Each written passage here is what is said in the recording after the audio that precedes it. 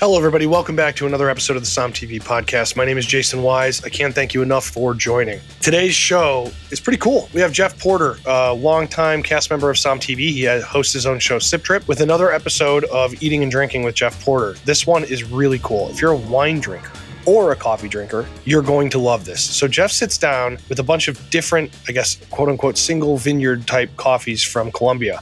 And he talks about how wine and coffee are so similar. I love this episode so much, and he has so many great things coming up, including, champagne and mimosas and how bagels are made, and Chinese food and wine, and barbecue and wine, and all these great episodes. But this one in particular is fantastic, and it's live now on SomTV.com. So I wanted to sit down with him, talk about coffee, talk about wine, and that's what we're going to do right now. But before we do that, make sure you're a SOM TV subscriber. $49.99 for the year, $5.99 for a month. This is really seriously hand-curated content. You're looking at a very small team of people who deeply love what we do, and we appreciate you subscribers so much. Without further ado, let's talk to my Brooklyn original Texas native friend, Jeff Porter. Mr. Jeff Porter, it's great to have you back on the SOM TV pod. You are like a fan favorite, and especially for me, having done Sip Trip. I think it's like my favorite thing on the. I don't want to belittle the other stuff we have, but I really, really, really love Sip Trip. So it's good to have you back on the pod. It's good to be back, and thank you very much for that. It's always nice to get positive reinforcement. Well, I will positively reinforce you all day long, you beautiful man. Thank you. I'm excited that you started doing these other episodes. Right now, we have one on pizza that's live, and the one that we are talking about, which is very, very I love it, is about coffee. I actually learned so much on the episode that's up on SOM TV right now, where you go through the different brewing methods and everything. So I thought, why not have you on a pod to talk about why coffee is like wine and how deep down the rabbit hole you could go with coffee? It's my pleasure. Yeah, how do you set up your obsession with coffee in comparison to wine? It's interesting because, coffee, I think, for me, predates wine in sense of getting into coffee was in college, but not from the nerdy standpoint. I'm just from the drinking standpoint. I mean, everybody says when you're a kid and you first try that cup and you make the bitter beer face, then you have to pull an all-nighter and you're at the coffee shop, wherever you are, your university or college or whatnot, and you get the sweetest coffee you can get. And then you roll from there. For me, it really took off. So after I lived in Napa Valley and I was a sommelier at a restaurant called Trevina, I got a job at a gourmet grocery store. They had 10 stores, and I was the beverage category manager, was the technical title. My main job was the alcohol, the wine, the beer, the spirits, but I was also in charge of coffee. And I loved coffee, and I at the restaurant, I'd gotten into kind of learning how to make proper espressos and stuff like that. But I started learning so much more about coffee. And this is, I lived in San Francisco, and Blue Bottle had just opened up maybe a year or two before. And I started going down to Linden Alley, and it was like the coffee, it was like the soup Nazi in Seinfeld, where I felt so nervous. You just wait in line, and yeah. Yeah, you wait in line. It's this roll-up door. But when you try the coffee, there was something different about it. There were more flavors coming out of coffee than I'd experienced. And not to belittle Folgers or any of those, like the first wave and second wave of coffee, but the quote unquote third wave with Blue Bottle and these artisanal roasters, it really opened up something to me. And so I started researching, I started tasting more. And then I went to the owners of the grocery store and said, hey, we support some of these local brands here in San Francisco. And we obviously have some of the more well-known grocery brands, but why don't we look deeper and look for some more roasters across the West Coast? And there's Tony's out of Seattle, Heart Roasters in Portland, and then San Francisco obviously took off, and Blue Bottle got bigger and bigger.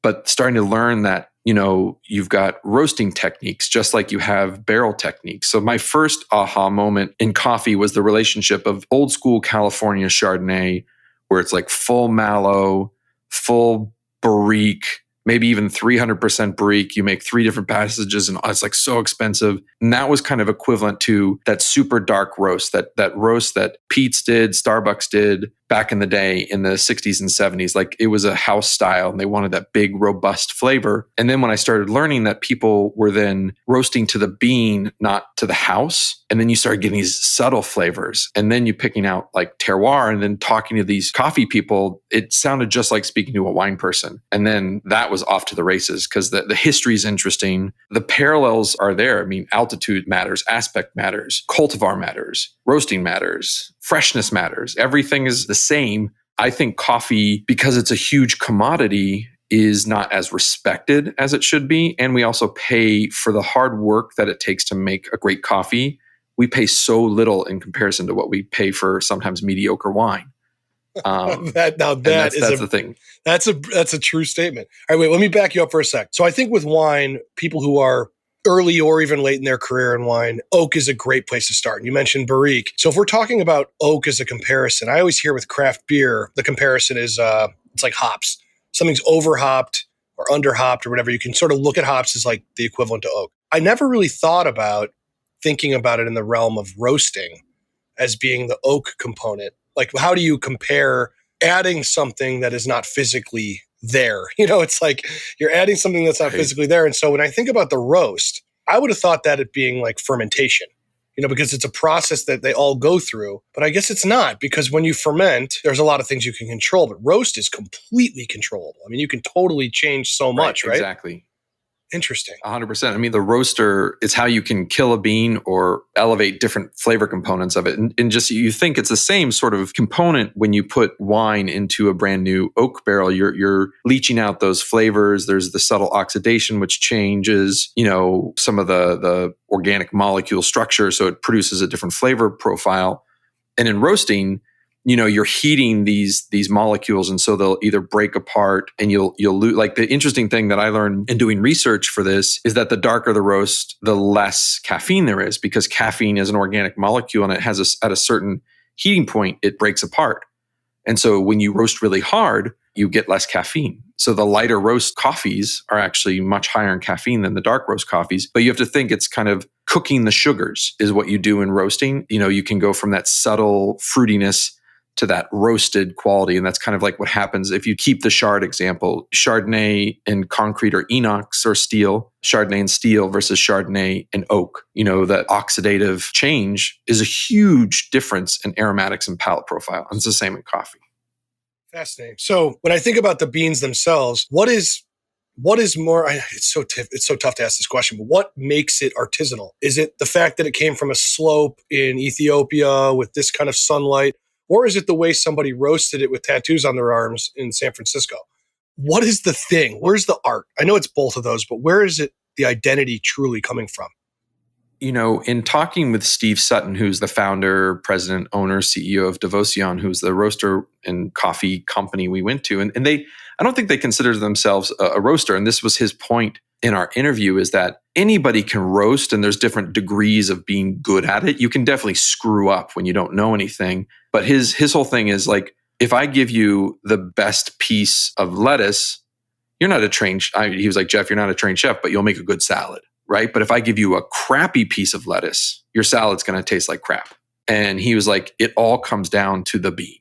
If the bean is not good, and I contend this is 100% with wine too, because I've made wine 3 different times. And the first time I had no clue what I was doing, but the wine turned out decent and I didn't do much with it, but the grapes were really, really good. And that makes all the difference. That was in 2003, total novice, just trying to do it to see if I could do it. And I think with coffee, it's the same thing. It's like, you're not going to get great expressive coffee if it's industrial or farmed and not fresh and not at right altitude. Like the big thing facing coffee, just like again in our world in wine, is climate change, because coffee is found between the Tropic of Cancer and the Tropic of Capricorn, which is at the 23rd parallel north and south. That's just a little bit above and below the equator. It's getting hot, really hot down there. Coffee is just like grapes. It's Goldilocks. If the temperature's too much, it doesn't grow right. It doesn't produce the same flavor profiles. You start having to plant different biotypes or normally great coffee is considered Arabica. Robusta does better at higher temperatures, but it doesn't produce as good a coffee. Okay, let's take one more. Let's take one more step back because there's so much. No, this is great. No, there's so much to unpack here. It's so awesome.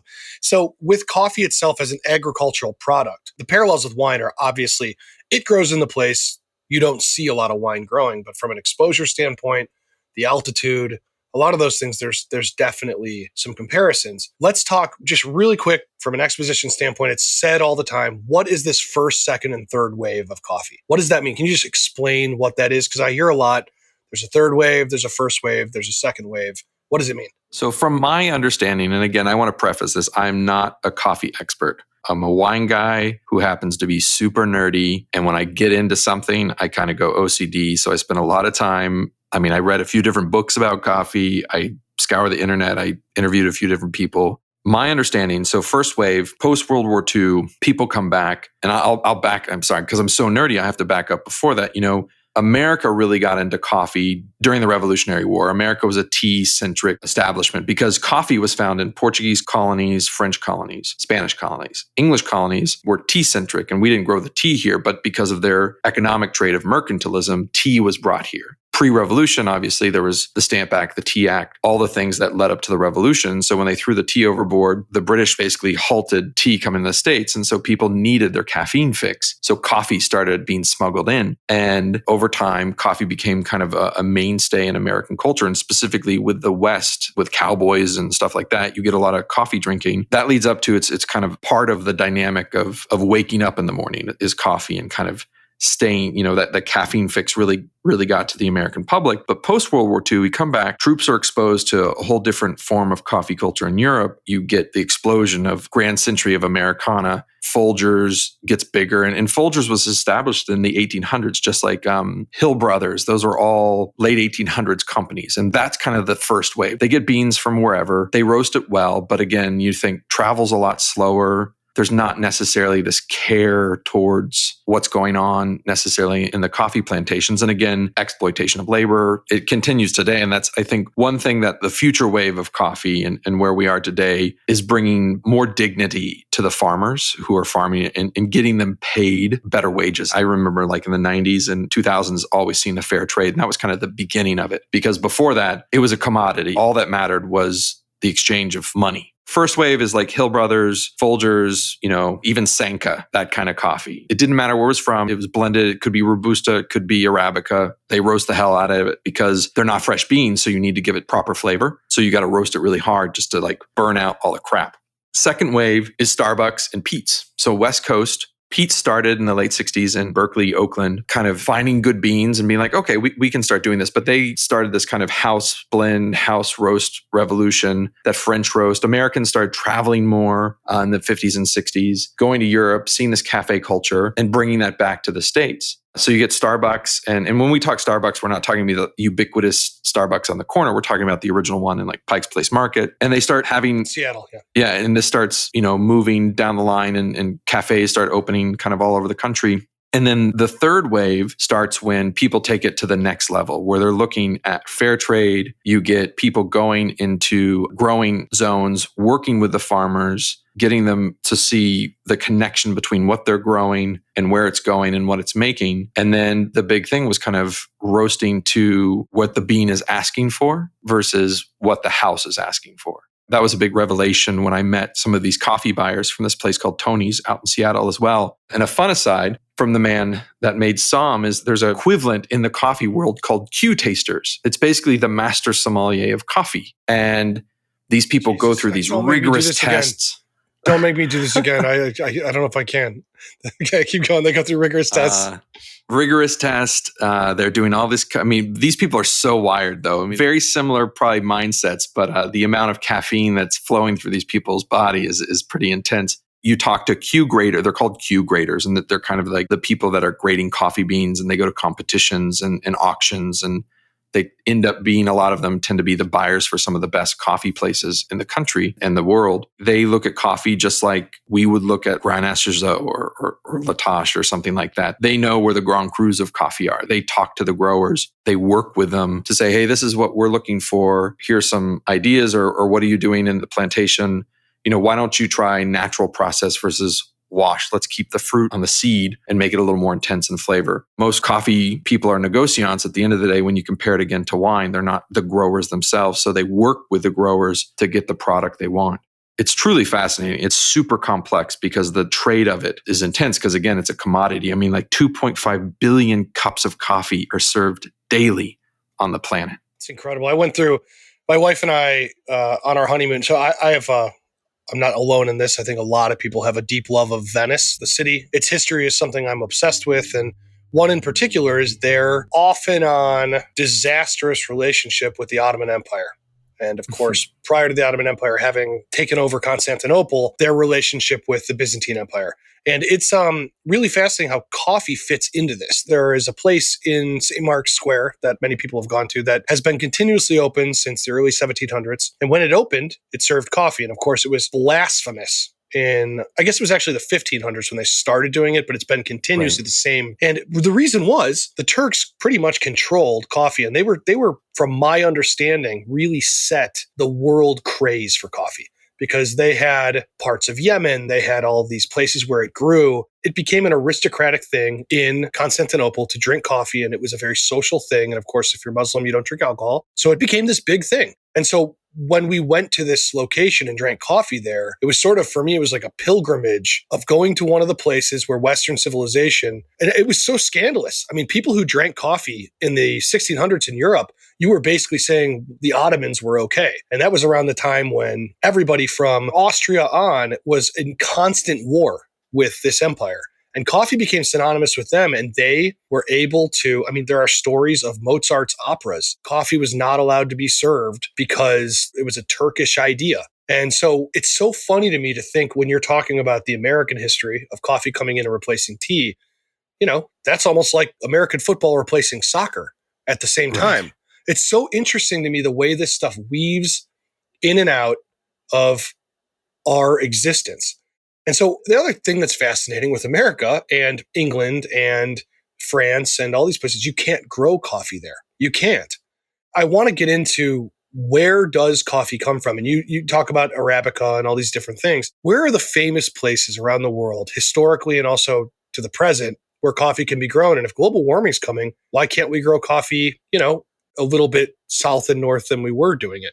And I think we will. There was a really good article on Vice a few months ago kind of about, what's going on with coffee. The biggest fear with regards to that is it's just like with grapes. It's not just temperature that plays into effect on a good growing place. You've got soil, it's difference between it being alkaline and basic or acidic and basic. If we don't change things, I think they said by like 2050, 50% of all coffee plantations won't be able to grow coffee. Think of the devastation that'll happen to some countries just based on what you just said. Mm-hmm. Colombia, and I imagine let's name some of the places where it's from. Obviously, We'll start it historically. So coffee is from Ethiopia. So the plant is from Ethiopia. At the time, Yemen and coffee, when it was kind of discovered in the 900s, was one country. And Yemen kind of held the seat of power. And so the coffee went to Yemen, then it spread through the Arabian Peninsula, through Egypt, up through Iran, the Eastern Mediterranean, up to Turkey. And so Ethiopia, Yemen, extremely important growing regions for coffee. Then you move further east, and the Dutch took the coffee plant. This is interesting. So this is when it gets into this like really intense economic battle, kind of like a coffee war between the West and the Ottoman Empire, is that the Ottoman Empire wanted to control coffee because it was a huge economic source. Because once it took off in Europe, it spread like wildfire. Like London alone had over 1,000 cafes devoted to coffee, and it became this place where everybody met. Like,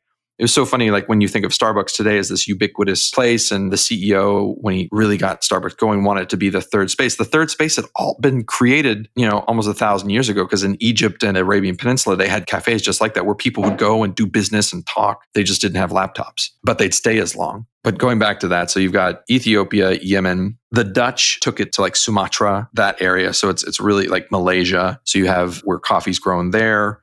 Then a French guy brought it to Martinique in the West. And then it spread from Martinique, Brazil, Jamaica, Colombia, Costa Rica, all of Central and South America. I'm not sure when it gets to Hawaii for like Kona coffee, but such a small blip in the entire world of coffee. For me personally, when I look at, coffee regions that I really, really like, Colombia, I like this region in Mexico called Nayarit. It's one of the most northern growing regions for coffee.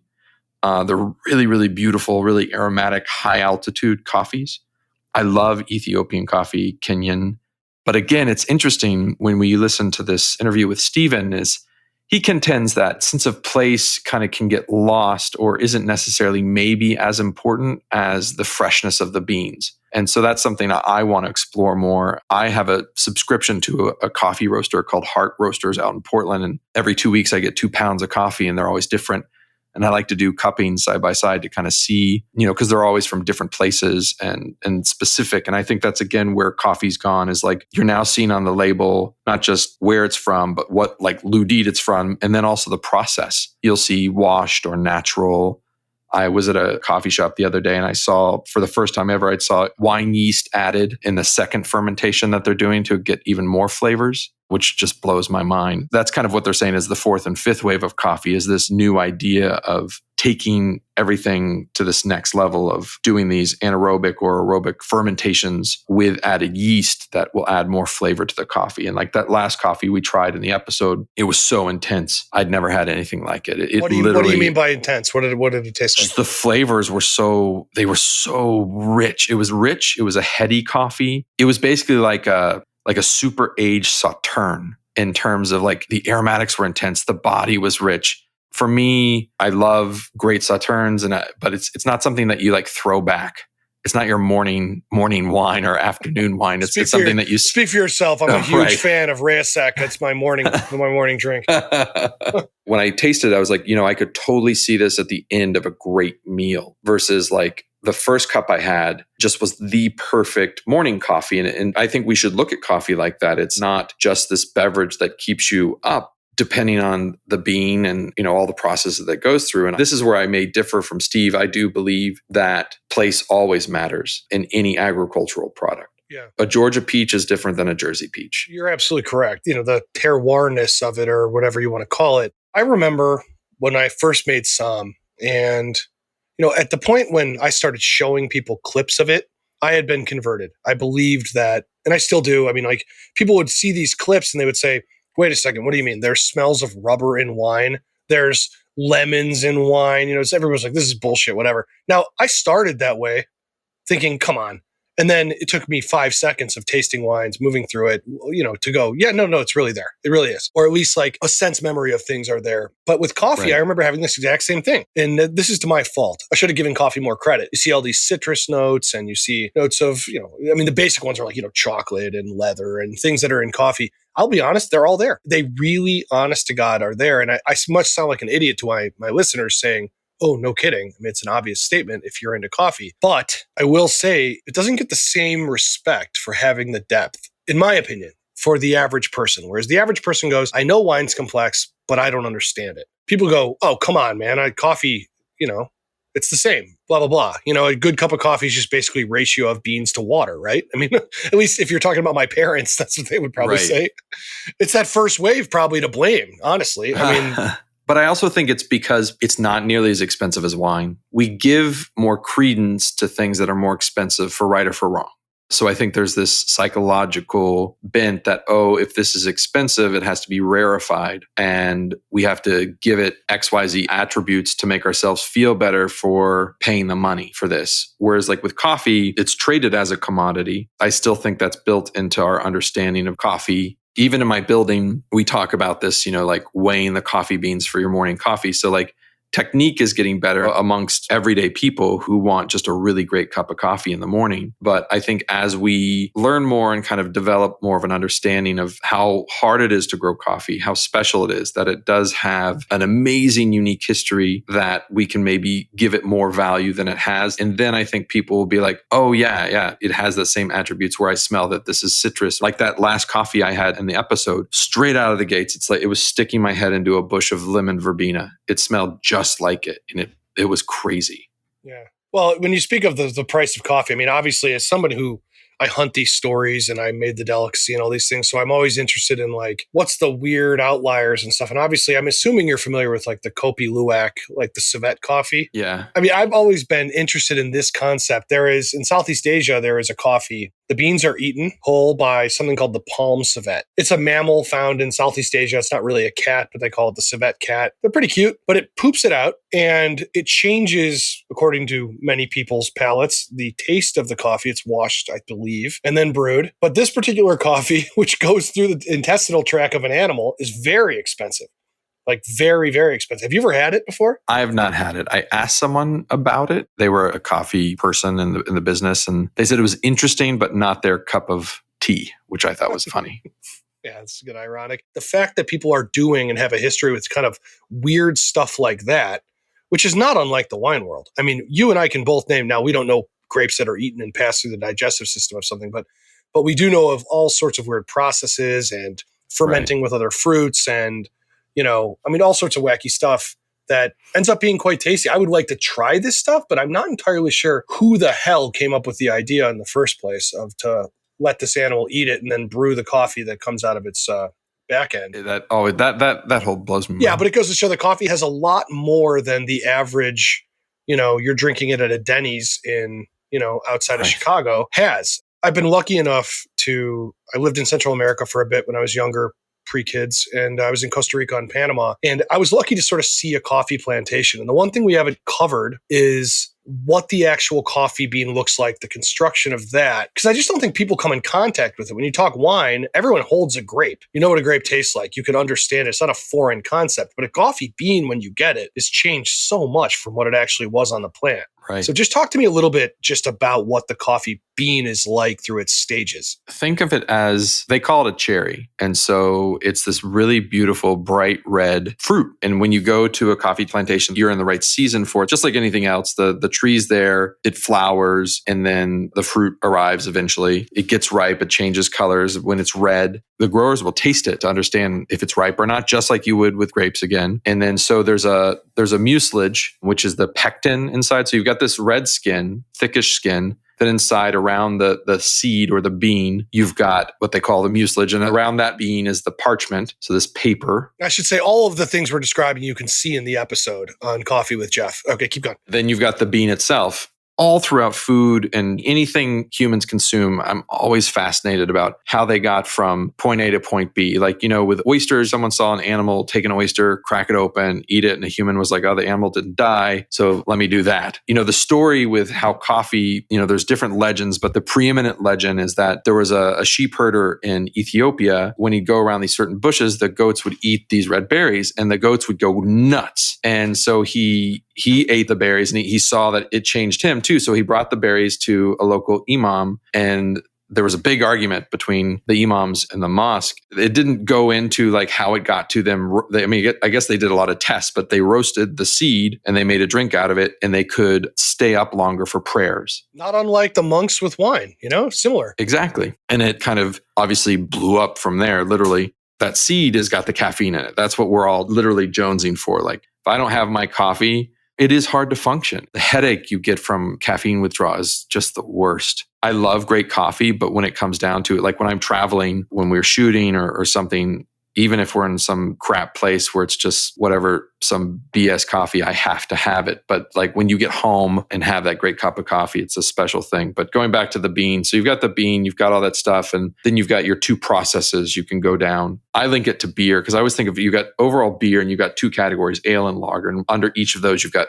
hundreds of different styles. And it's the same thing with coffee. You've got washed and not washed, which they call natural or dry processed. And so washed is exactly what it sounds like. You take everything off the bean and then you dry the bean. The other process, the natural, is you dry the fruit and the bean together. And I link that to kind of like making Amarone or a Pasito grape, where you lose the water weight. And so the sugars are caramelizing around the bean. And so you get this fruitier coffee because those sugars have imbued themselves into the bean itself. Then you take the fruit off, you take the pectin off, you take the parchment off, and you got that bean. Then you roast them, and then it gets to us, and then we do our thing. And in between all those steps, there's a lot of different things, but every bean does go through a short fermentation to get kind of everything moving along to get the beans where they need to be. And then sometimes in this new kind of style, you'll add different yeast to the fermentation pot that kind of creates different flavor profiles within the bean. And to be honest, this is something I still don't 100% understand. I've been researching it. I understand the fundamentals of what it is, but I've only now tried one coffee coffee that has this yeast fermentation process in it. And what I mean by yeast fermentation, added yeast fermentation. Obviously, when there's fermentation in the original process from going from cherry to bean, those fermentations can be really short, just a few hours to like 6 or 7 hours.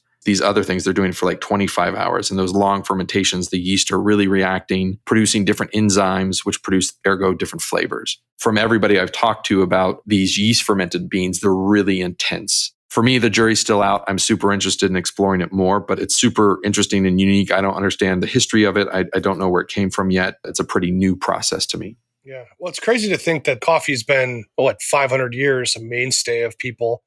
And there's still so much to figure out, so many directions to go with it, and so many, I'm sure, knowing the wine world, so many opinions to be formed about how it's done. Right.